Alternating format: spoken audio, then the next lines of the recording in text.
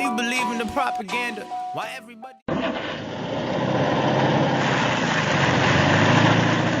No obstante, en Europa no había ninguna duda de la popularidad de los Volkswagen.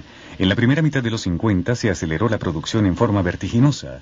El pequeño escarabajo Volkswagen ya se aseguraba un lugar dentro del mercado automotriz europeo.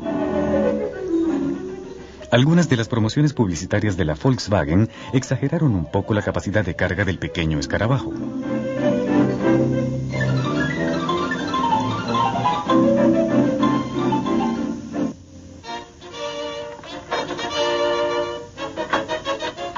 Y este film publicitario pudo haber dado la impresión de un poder de arrastre mucho mayor que el que realmente poseía el pequeño motor de 4 cilindros Volkswagen.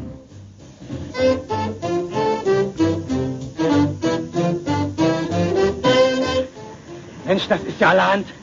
Das ist ja enorm, ist das ja. Ha, das ist ja noch gar nicht. Mein Volkswagen hat noch ganz andere. Na nu, na hören Sie mal, bei Ihnen riecht aber verdammt... Incluso cierto olor a quemado, se decía, no se debía a un embrague dañado, sino a un freno de mano descuidado por un conductor distraído. Mensch, ich schrei Brötchen. Die Handbremse war auch noch angezogen.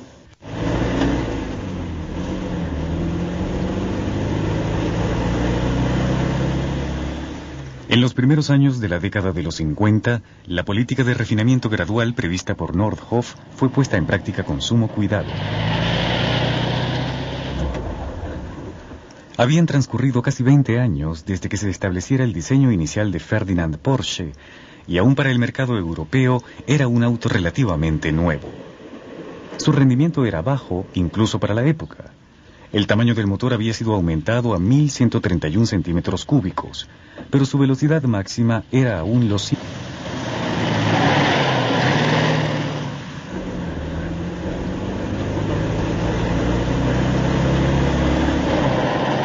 El cristal trasero de 2 paneles fue reemplazado por un diseño oval de una sola pieza en 1953. También había más colores disponibles que en los tiempos de Hitler, pero no hubo cambios obvios en el diseño sino hasta 1958.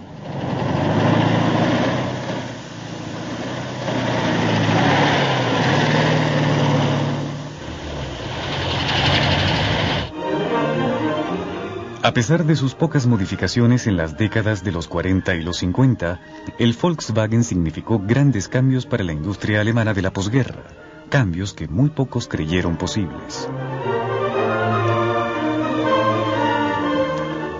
El primer gran cambio tuvo lugar en 1945 con la nueva denominación de la ciudad sede de la fábrica Volkswagen. El nombre de Ciudad de la Fuerza a través del placer ya no era considerado conveniente. El Consejo de la Ciudad, de miembros británicos, decidió que sería Wolfsburg, por el castillo de la Edad Media que se encontraba en las cercanías de la fábrica. Wolfsburg se convirtió en el nuevo hogar de una creciente población de familias alemanas de posguerra que buscaban paz y seguridad económica después de los turbulentos años de la guerra.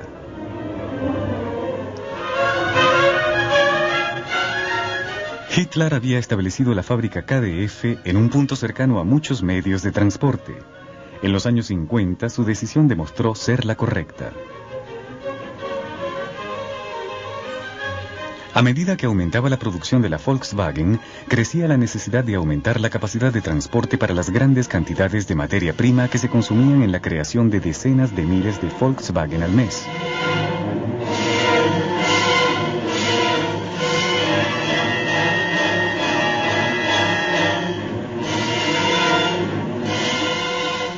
Hitler había soñado rivalizar con los gigantes automotores de América. Y ahora Nordhoff se hallaba al frente de uno de los nuevos monstruos industriales europeos.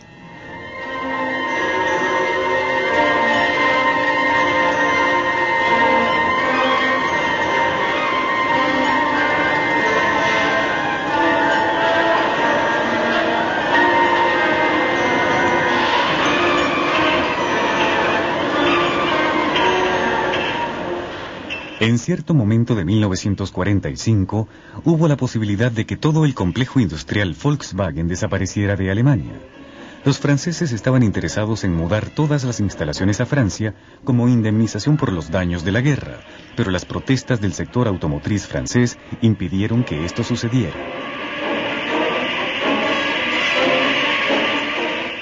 Por un breve periodo al final de la guerra, Henry Ford II se mostró interesado en comprar la fábrica, pero surgieron problemas legales de propiedad.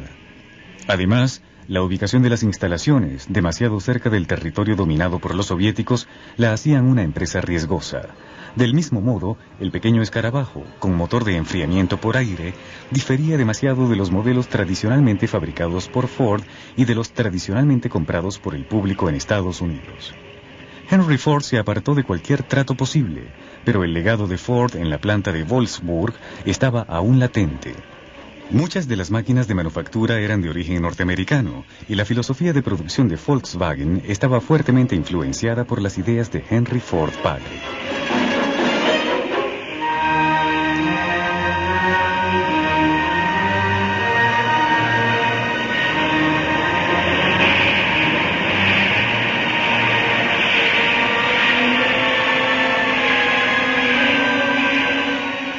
Para el año 1955, el motor Volkswagen era muy distinto del modelo original, diseñado por el equipo de Porsche 20 años atrás.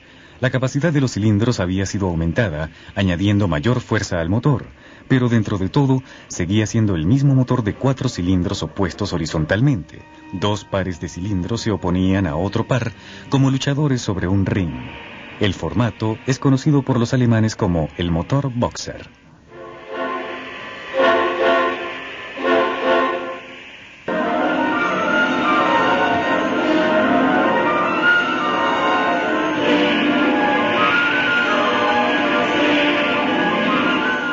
A mediados de la década de los 50, la planta Volkswagen en Wolfsburg ya estaba, para su época, altamente automatizada, pero una gran cantidad de trabajo en la línea de ensamblaje seguía siendo hecho manualmente.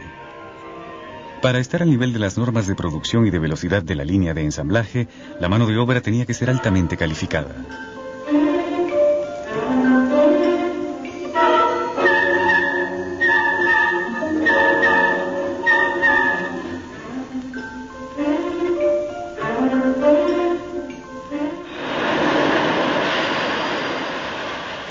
Debido al bajo poder desarrollado por el pequeño motor, la transmisión y caja de velocidades eran de suma importancia para llevar más energía a la carretera con la mayor rapidez posible. La transmisión de 4 velocidades del Volkswagen Escarabajo evolucionó de una caja simple a una excelente unidad de 4 velocidades, fácil de operar, rápida en la vía y altamente confiable. La palanca de cambios estaba dispuesta sobre el piso y, debido a que el motor se hallaba en la parte trasera, no había cilindro de tracción que ocupase espacio en el pequeño interior del vehículo.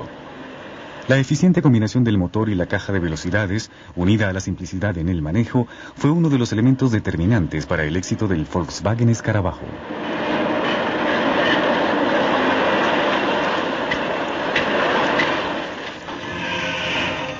Era poco el trabajo manual requerido para construir los paneles de la carrocería.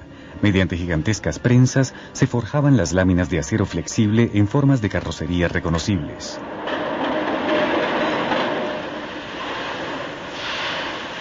Pero el ensamblaje de todas las partes era un proceso de intrincado trabajo en equipo y cooperación que dependía de la rapidez, precisión y economía de movimientos.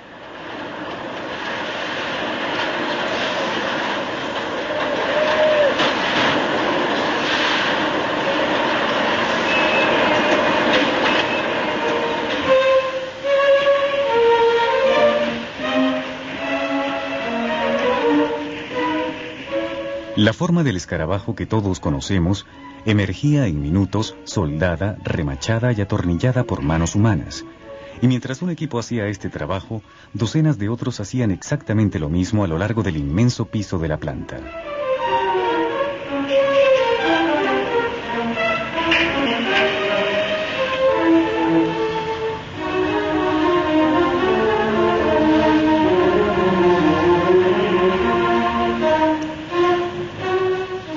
Equipos similares de manos humanas, tanto hombres como mujeres, colocaban los faros frontales, luces traseras, faros direccionales, instrumentos y el resto de los accesorios interiores a medida que las líneas de producción avanzaban. A mediados y a finales de los 50, la demanda obligó al establecimiento de otras plantas en Hannover, Brunswick y Kassel.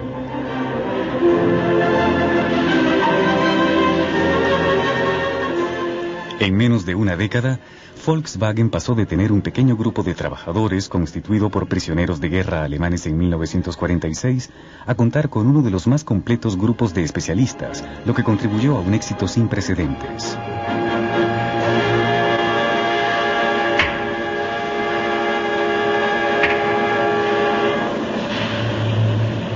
Es precisión.